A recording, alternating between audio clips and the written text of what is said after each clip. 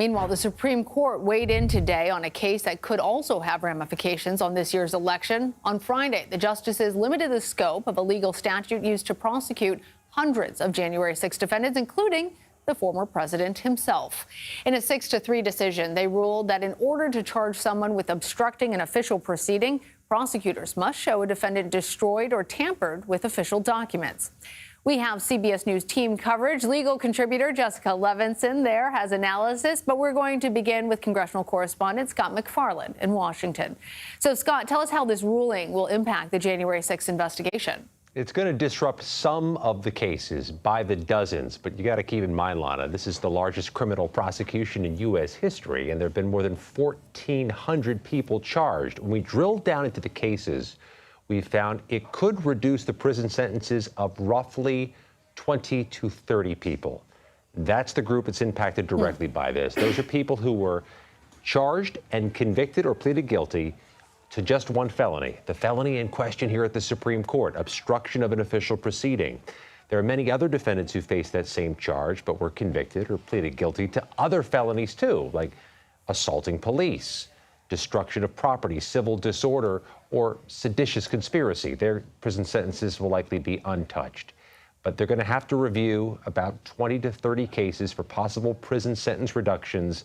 And it's going to clog up the courts quite a bit because there are any number of January 6 defendants who can't really change the outcomes of their cases, but do want to get that charge knocked off their record. It's going to be a felony removed, and that's going to take a lot of the bandwidth of the courtrooms, the judges, and the attorneys. So, Scott, so I'm clear about this. Even those that took plea deals, that pled guilty to this obstruction charge, now with this decision by the Supreme Court, that's going to go away for them? It certainly raises the prospect that this charge can be removed. Now, ultimately, the Department of Justice is going to file papers to try to preserve some of these cases, maybe some of these charges against some of these defendants. But yeah, those who pleaded guilty or have been convicted of obstruction of an official proceeding can try to reopen the case on that felony. And with the Supreme Court's backing, they may have the sympathies of the judges, and they may get no opposition from the Department of Justice. But there's a bigger issue here, Lana.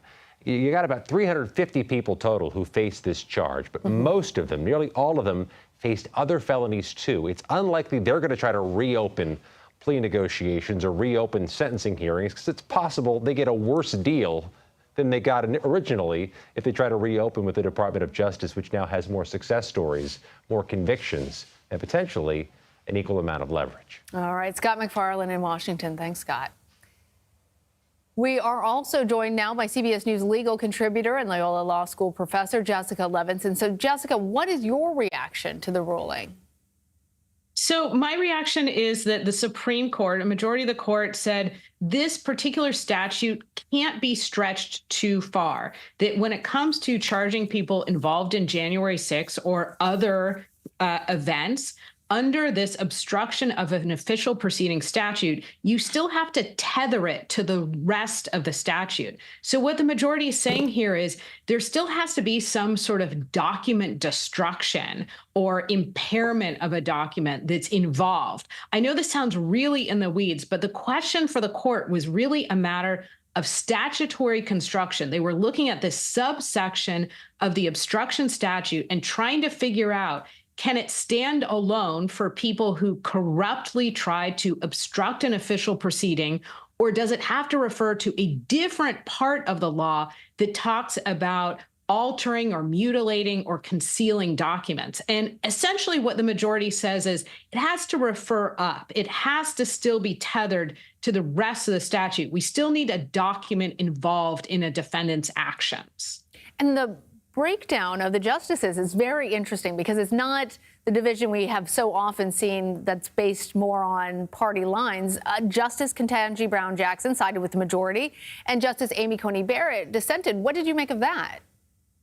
Well, because this is, although it has huge implications, and there's a reason that you and I are talking about this, because obviously it could have implications for President Trump's case as well, because this really is a matter of how do you read a statute? And that should be something that is based on your legal philosophy, not your political ideology. I thought it was fascinating that we have Justice Barrett appointed by President Trump at the end of his term saying in no uncertain terms, here's what happened on January 6th. There was an official proceeding. People did try and obstruct it.